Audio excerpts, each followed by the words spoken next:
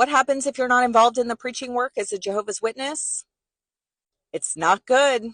My name is Amber. I grew up in the Jehovah's Witness cult, spent almost 40 years in it. I'm fifth generation sharing my experiences. Toni Morris, who is no longer a governing body member, and we haven't really gotten an answer on why that is, stated pretty boldly how you are viewed if you are not doing enough in the preaching work. So everyone that wants to come on here and say, it's not mandatory, we don't have to do it, this is your governing body member stating how you are to be viewed if you're not participating in the preaching work.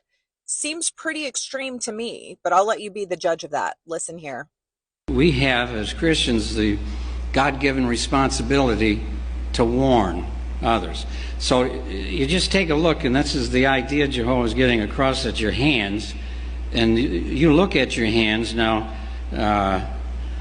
only God, as he looks at your hands in here and all those that are tied in, does he see blood there?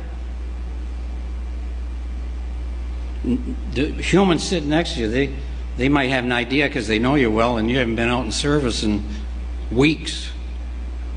Well, guess what? Most likely God's seeing some blood all over your hands. Or they go totally inactive, and we appeal to them, we try to help, but you cannot water down what God says here.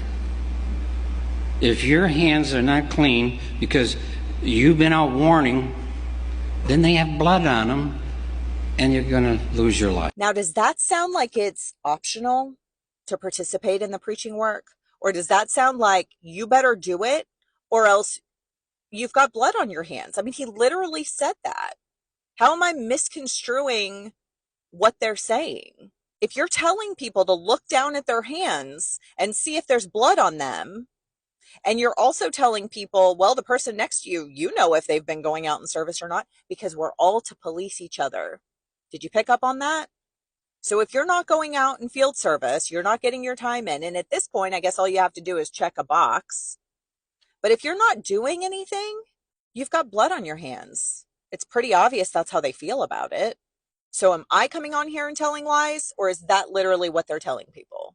And this is the culture of the organization. So anybody that wants to come on and say it's lies, or they're not going out in service, or they never had to go out in service, or they weren't obligated, you must have been in a really lax congregation, because I've been in at least 10 congregations and it's all the same. So I don't know which one you were going to, but I've got multiple pioneers in my family. Why would they have felt the need to do that if it wasn't mandatory to be out in the preaching work as much as it is? Just some food for thought, I guess. Like and follow for more.